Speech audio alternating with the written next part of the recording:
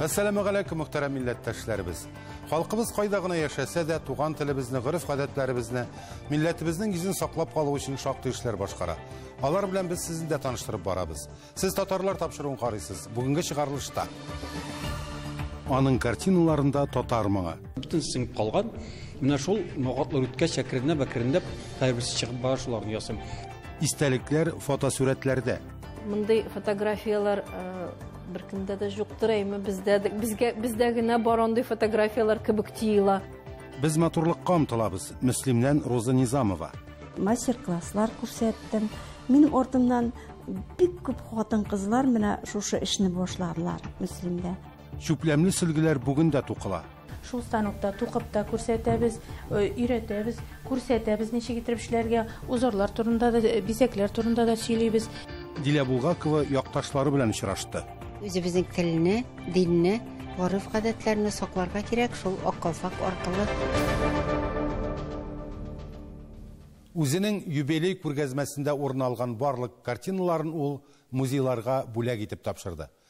Сүз күренекле рәссам, Россия һәм Татарстан Республикасының рәссамнар берлеге әгъзасы, Татарстанның атказанган мәдәният хезмәткәре, үз эшенең чын остасы Мадияр Хаҗиев турында. Иҗатында милләтебезнең тирән моңын чагылдыра алган рәссам ул.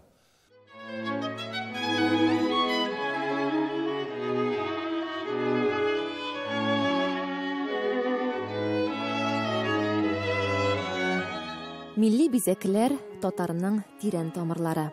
Мадияр Хаҗиев картиналарына карагач күңелләр нечкәрә. Һәр кемгә якын булган авыл темасы, гади кешеләр беренче планда. Дөресен әйткәндә, минем бүтән рәсемнәрем бала чактан килә. Табигать чагында үскән балалар инде без. Шул табигатьтә үскәндә бүтәнсен күреп үскәнмен икән. Үземә шуларны күзәтеп, карап, үземә салып барган менә шул. Анда авыл кешеләре, апалар, абыйлар, кешеләр, табигать күренешләре бүтән сеңеп калган. Менә шул ногатлар үткәч әкренләп һәрберсе чыгып бара шуларны ясыйм. Күп хатын-кыз образлары ясыйм. Хатын-кызларны яратам башларга образлар алар иң матур кешеләр бу дөньяда. Бүтән нәрсә эшләгәнебез хатын-кызлар өчен. Алар өчен, аларның матурлыгын, алар серле, ничектер ул серлелекне күрсәтсе килә, матурлыкны күрсәтсе килә. Сөйкемле тартып торалар үзләренә. Хезмәтләрендә яшь кызлар гына түгел, ак яулыклы әбиләр, авыл апаларының матурлыгы сурәтләнгән. Һәр картинасыннан дөньяны бизәүче гүзәл затларга олы ихтирам беркелә. Тыңгысыз, гаҗәеп эш сөючән рәссам ул Мадияр ага. Тик торганы юк, ул гел эштә, гел хәрәкәттә. Гомер буе идә торганы булмады инде. Без гел рәссамнар гел стаханада. Иртән кичкә хәтле мин игә дөресен генә җыкларга гына кайтам. Безгә бәйрәмнәр дә юк, бернинди бәйрәм, бер яңа ел да юк. Без иртүк торып чыгып китәбез стаханага. Шулай эшләмәсәң иҗат бармый. Мадияр Хаҗиев тумышы белән Саба районы Кренле авылыннан. Кичкенәдән буяулар дөньясына гашыйк. Казан Казан училищесын битергәч, 75 елда мине җибәрделәр Чаллыга, беренче сынлы сәнгать мәктәбенә, балалар сынлы сәнгать мәктәбенә. Менә шул 75-76 елдан бирле мин шунда 40 ел укыттым, балаларны укыттым. Балалар рәссамнар, кеше рәссамнар хәзерләдем. Шуңа күрә минем укучылар менә 16 елда гына 40 ел эшләгәч киттем аннан. Үзебезнең союзда ачтым аннары инде өлкәннәр өчен студия бер ачтым. Һәр өлкәннәр белән эшлим. Иҗат кешеләренә хас булганча эштән чын мәгънәсендә ләззәт, тәм табып яши. Менә мин рәсем ясаганда иң кызыгы миңа шул. Менә ясыйм картинаны шундый бер ниндер икенче бер ничектер галәмдә ачып биргән шикелле син рәсем ясаганда шундый бер ни килә. Ничектер аны ясыйсың, шундый зур бер үзеңә хисләр аласың ясаганда. Кичерешләр шундый кичерәсең. Син икенче тормыштар шикелле. Миңа менә шунысы кызык. Аннары мин ясап битердем, миңа бер картинага карарга кызык түгел. Мин гел әйтеп кайгатайды, ул дөрес түгелдер инде. Теге наркоманнар шикелле дип, мин картинасы ясамыйча тора алмыйм уже дип. Наркоман булдым дип. Шундый рахматта инде. Зур форматта булса, узарак ясарга туры килә. Кайбер эшләр шамый. Ясыйсың да алып куясың бармый.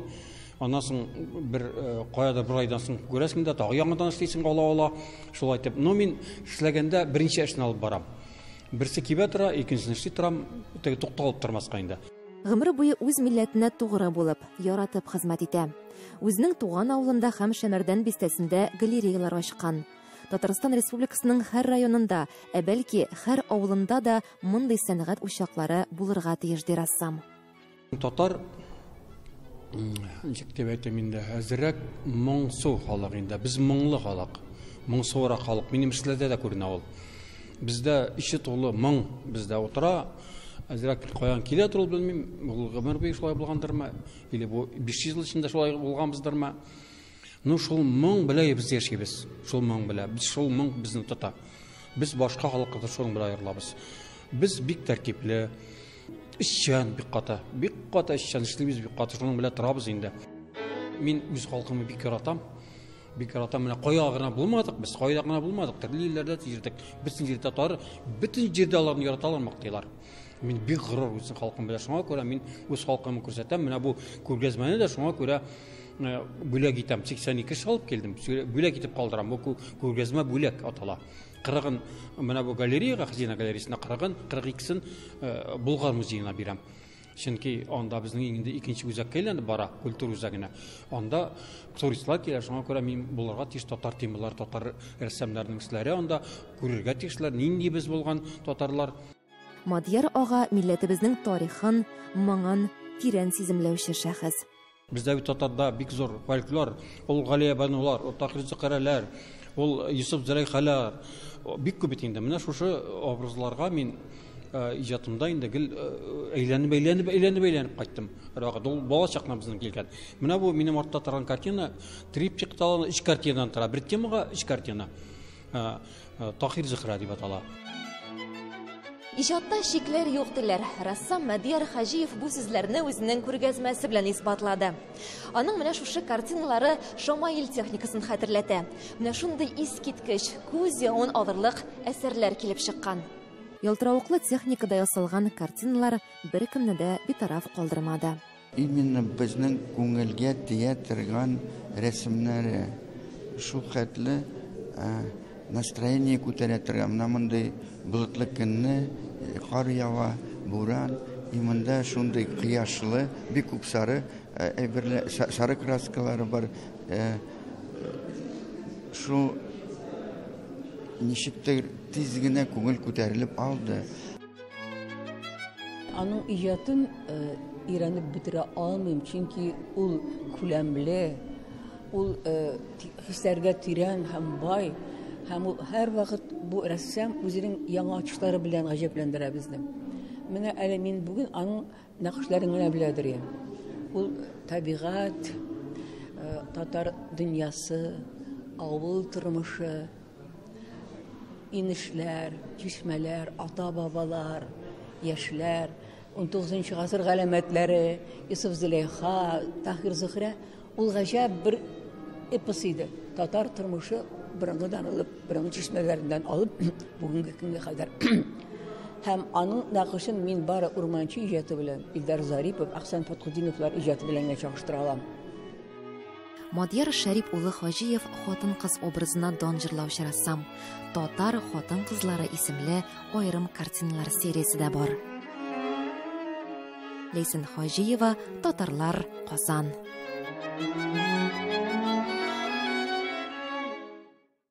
Җиңү көне җиңел бирелмәде. Кулларына корал алып, яу кырына киткәннәрнең бик азлары гына исән сау калу бәхетенә ирешә. Җиңү яулаган буынның оныклары хәзер инде үз балаларын үстерә. Сугыш кагылмаган йорт калмагандыр мөгаен. Һәр гаиләнең үз истәлеге, бабалары сөйләп калдырган хатирәләрдә, фотосурәтләрдә. Бүген шуларның берсен игътибарыгызга тәкъдим итәбез. Лия Тукаеваның гаиләсендә җиңүнең 40 еллыгына багышлаган альбом саклана. Ижаудан үз хәбәрчеләребез дәвам итә. Мондый фотографиялар беркемдә дә юктыр әйме, бездә генә бар андый фотографиялар кебек тиела. Ну, бик зур рәхмәт, бабай алып кайтты, безгә калдырды истәлек. Лия Тукаеваның әтисе шулардан бүйек җиңүнең 40 еллыгына альбом ясый. Арада уникаль фотолар бар. Шуларның берсе инде җиңүдән соң Германияның Бат шәһәрендә бабаларының бер төркем сугышчан дуслары белән düşкәне. Күкрәкләрендә орден медальләр. Ә бу көнгә кадәр совет солдатларына дошманны өненә кадәр куып 1418 көн атларга туры килә. Лия Тукаеваның бабасына да. Минем бабай Мулахметов Галиахмет Мулахметович 41 елны китте. Сугыш башлангачтан. Бабай безнең красноармеец булды, простой солдат. И фотографиялардан күреп торабыз, что ак халат белән повар булгандыр инде. Шулай дип уйлыйбыз. Менә монда фотографияда ак халат белән, монда тележкалар кырыенда полевой кухняда эшләгән. Сугышта сирәк эләгә торган тын минутларда солдат котелокларны аш ботка салганда Гали Әхмәт солдат өйдәгеләре турында уйламый калмагандыр. Фронтка ул туасы улын да күрми китә. Әби бәрәңге казырга чыккан, шунда туды диергә булай инде өйгә кирип тудырган әтәйне. Әле әбинең кулында калган әби, Сукыр әби, бабайның әнәсе булай инде. Ул Сукыр әбине корарга кирәк, баланы корарга кирәк, Сукыр әбине корарга кирәк. Авылда ут югы, мишкинае, су кыйда, керосин лампа. Фронт өчен эшләргә кирәк. Урман кисәргә туры килде әбигә. Хәрби кыр кухнясы белән Гали Әхмәт солдат гаскәрләр артыннан Берлинга барып җитә. Сугышчан бүләкләреннән сокланган бердән-бер медале һәм 1945 елда Советлар Союзы, Америка Кушма Штатлары, Англия хөкүмәтләре юлбашчылары катнашында узган Берлин конференциясын саклауда катнашканы өчен рәхмәт хаты. Сугышчан дусларының исемнәре фотосурәтләр артына гына түгел, күңеленә уелган булгандыр. Фотографиялар бик күп калды, фотографиялар качество бик төрле инде, койсысы соргайган, койсысы матур, койсысы менә бүтән солдатлар язылган, кем булган анда, кем беренче рәттә утыра, икенче рәттә утыра. Койсы берсе фотографиялардан, күбесе фотографияларда Полыгалов, Староверов, может быть, мин хәзер әйтәм, ул фамилиялар, аның балалары исән, миңа ул фотографиялар, может, оларда юк, миндә бар ул фотографиялар. Лия Тукаеваның ике бабасы да сугышта катнаша. Оныгы Мәликәгә исемне шуларның берсе хөрмәтенә кушаларда. Корт бабасы Гали Әхмәт Мулахматовка солдат биштәһәр насып, Берлиннан туган туфрагына меңнәрчә чакрым җиңел бирелми. 46 елны кайтты, бик озак кайтты. Кайтты шинель белән, бик кызуда, бик жабык, ширле булган. Шул көнне әтәйне кочаклап, үбеп, минем әтәйне молайын күрмәде. Ул туды 23 сентябрьдә 41 елны. И бабай кайткачтан беренче тапкыр молайын күрде, 4 яшь молайына булды. Шул көнне бабай вафат булды инде.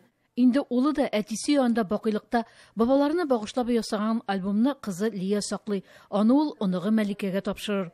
5 яшьлек Мәликә исә җиңү бәйрәменә әзерләнә. Үзе йөри торган бакчада махсус бию әзерлиләр.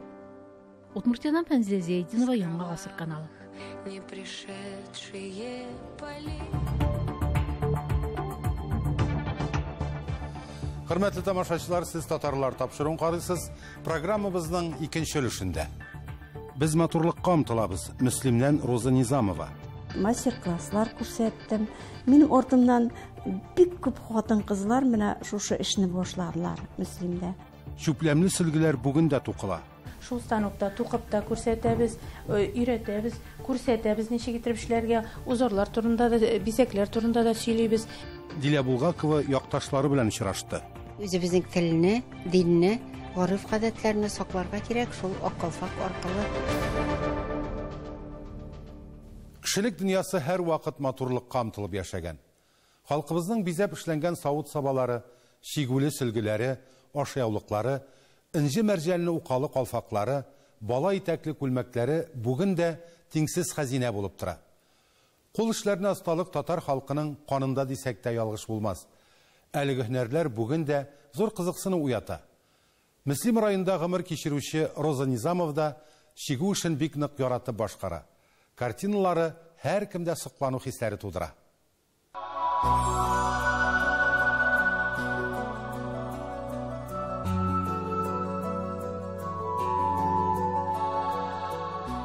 Яраттым да, яраттым мин.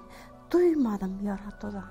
әллә соң бер ут микән мин, мәңгегә яна торган, яратудан бар булганмын, мәхәббәт баласы мин, шушы ярату җылысын тарата барасы мин, суныр шикелле дөнья, әгәр мин яратмасам, җирдәге бөтен гөлләрне үземә каратмасам, яратам да яратам мин, ярату җиле тигән, дөньяның иртәгәсенә мәхәббәт нуры илтәм.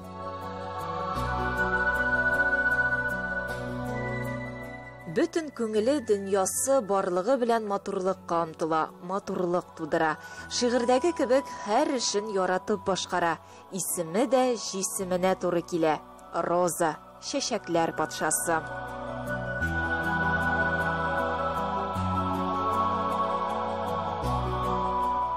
Роза ханым Низамова Мөслим районында бик оста чигүче буларак дан тота. Картиналары һәр кемне гаҗәпкә калдырырлык. Әлеге эшкә лаеклы ялга чыккач тотындым ди ул. Әлбәттә, чигүнең төрле элементларын, төрле чигүләрне кулланып карадым, шома чигүне дә, менә мондай крест белән чигүне дә, һәм үзебезнең милли чигүләрне дә барысында эшләп карадым. Бик зур итеп минем монда музейларда, культура йортларында күргәзмәләремне оештырдылар, мастер-класслар күрсәттем. Минем артымнан бик күп хатын-кызлар менә шушы эшне башладылар Мөслимдә.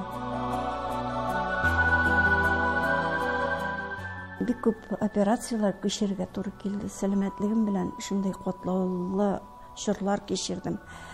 Менә шул вакытта да сынмаска, сыгылмаска шушы шөгылем ярдәм итте. Китаплар һәм менә шушы кул эшләре. Миңа аз гына читем була башласа, мин шушы эшемә тотынам һәм җаныма җиңеллек табам. Ничектер тынычланып китәм. Үземнең авырткан әйберләрне дә сизмим. Һәм эшләгән картинамның чәчәкләремнең, үләннәремнең арасында йөргән кебек, хуш исләрне сизәм кебек тоелам. Роза Низамова Мөслим районы Әмәкәй авылы кызы. Урта мәктәпне тәмамлагач читтән торып Казан дәүләт педагогия институтында укый. Татар теле һәм әдәбияты белгечлеге ала. Гомеренең 25 елын балаларга белем бирүгә багышлый. Татарстанның ат казанган укытучысы ул. Шул ук вакытта Казан дәүләт мәдәният һәм сәнгать институтында читтән торып укып чыга. 12 ел китапханәче вазифасын башкара. Китапларга мәхәббәтем бүген дә көчле. Мәктәп укучылар белән дә араны үзмәдем ди ул. 2016 елның җәендә Актанышта Ак Калфак оешмасының халыкара семинарында катнашырга туры килгән аңа. Калфак чигү белән мастер-класс күрсәтеп алдылар. Өйгә кайткач шуларны эшләп карадым, тарихын өйрәндем. Хәзер белгәннәремне балаларга да өйрәтәм ди Роза ханым. Истимагый совет рәисе Маряк Шәйхрахманович, Роза ханым, әйдәгез әле Тукай мәктәбендәге кызларга шушы эшне тәкъдим итеп карыйк. Мин аның фикеренә кушылдым. Без бергәләп мәктәпкә бардык. Кызлар бик теләп риза булдылар һәм атна саен барып, менә шушы мастер-класс үткәреп күрсәттем мин аларга.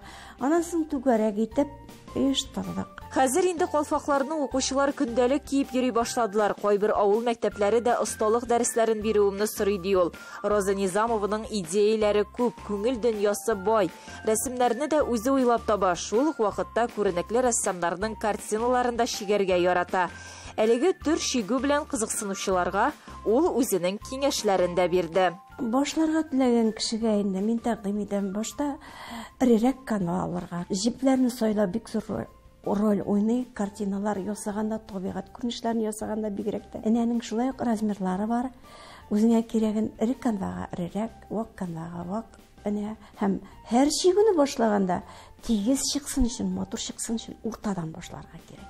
Авыл кешесенең кул эшеннән башка да мәшәкате бик күп ансы, ләкин минем якыннарым бу һөнәремне бик хуплыйлар ди ул. Ире Илгиз Хафиз улы белән 2 кыз тәрбияләп үстергәннәр. Хәзер инде оныклар сөялар. Бер-берсен рухландырып, канат куеп, терәк булып яши Низамовлар. Матур эш гамәлләре, күркәм гаиләләре белән әйләнә тирәдәгеләргә дә үрнәк алар. Гөлия Садыйкова, Татарлар, Мөслим.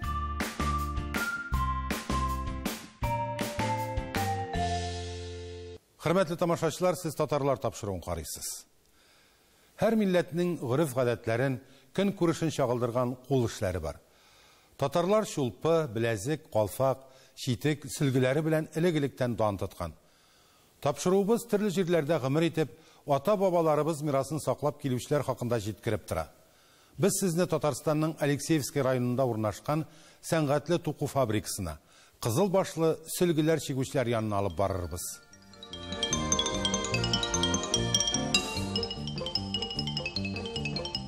Добро пожаловать. Әлеге музейны 1987 елда шушы җирлекнең хөрмәтле кешеләре оештырган. Музейда бик күп документлар, фотосурәтләр саклана. Безне инде әйткәнебезчә, туку фабрикасының тарихы кызыксындыра. Ул районның визит карточкасы. Который берет свое начало еще с кустарного производства, с первой предпринимательницы, что ли, в нашем крае, известной такой купчихи Макарихи. Ее до сих пор вот Макарихину так называют местные жители. Старики ее еще помнят. Әйе, фабриканың тарихы 19 гасырдан башлана. Беренче булып Алексеевскийда Сахаров имзалы помещик сукно фабрикасын ачкан һәм шуның белән фабричный урамын барлыкка китергән икән. Бүген сәнгатьле туку фабрикасы нәкъ менә шул урамда урнашкан. Тарихны актарсак, кызыклы мәгълүматлар күп.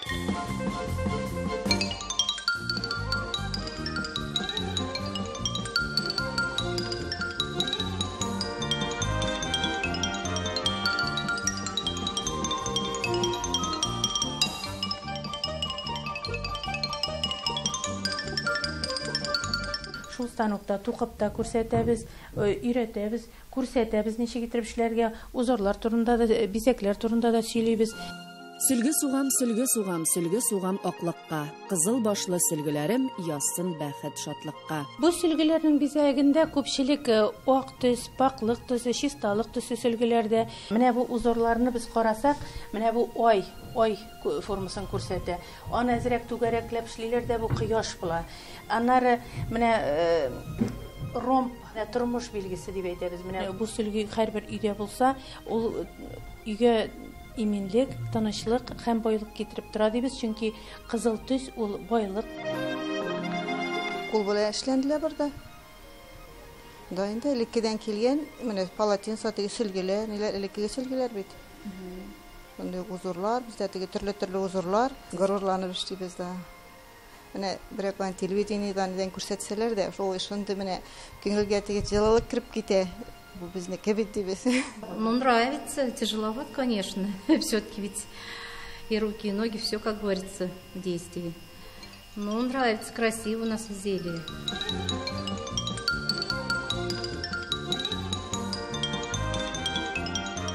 Станокларыбыз элеккедән калган. Алар бөтенесегә эшлиләр. Без аны рәтләп тә торабыз ватылган җирләрен. Ул станоклар күпчелек кадаксыз, нисез эшләнгәннәр һәм алар кайын агачыннан эшләнгән безнең станокларыбыз. Татар халкы гомергә оста һәм хезмәт сөючән булган. Шунсы мәгълүм, безнең татар хатын-кызларыбызның үз сүрәт туграсы бар. Ул сөлге. Сөлге гүзәл затларыбызның осталыгына һәйкәл дисәк тә була. Ләйсәнә Сидретдинова, татарлар, Алексеевский. Татар кызы, ай алкалы татар кызы. Бу популяр җырның авторы күренекле милләттәшебез шагыйрә Дилә Булгакова. Аның иҗатын сөючеләр рәтендә олысы да, кечесе дә. Әдибәнең якташлары исә әдәби әсәрләрне укудан тыш шагыйрәнең үзен күрергә ашкына. Күптән түгел Башкортстанның Салават шәһәрендә төбәктә актив эшләп килүче Ак калфак хатын-кызлар иҗтимагый оешмасы бүлекчәләренең утырышы узды. Очрашу барышында Дилә Булгакова иҗатына багышланган әдәби музыкаль чара оештырылды. Шигърият бәйрәмендә хәбәрчебез Миләүшә Латыйпова булып кайтты.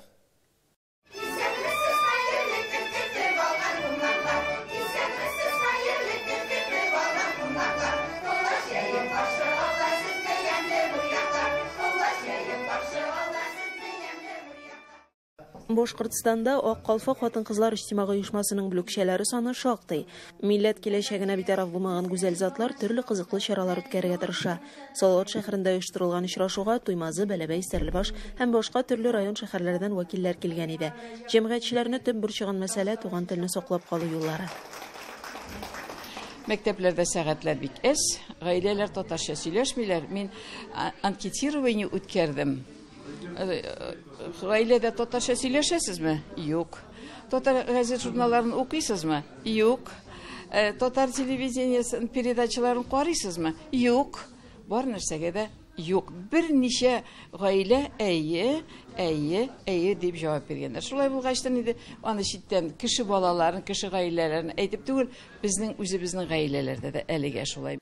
Җыелыш кысаларында Салават башкорт драма театрында күренекле әдәбият Дилә Булгакова иҗатына багышланган Ой алкалы татар кызы исемле әдәби музыкаль чара оештырылды. Акалфак оешмасы бердәм һәм дә инде әлеге затларыбызда күрәсең эшкә дәрт. Нәкъ милләт тормышы өчен милләтне үстерүдә зур көч куя торган дәрт күрәсең. Нәкъ менә шушы дәрт, шушы эшчәнлек бүгенге көндә безнең халкыбызга кирәк тә инде.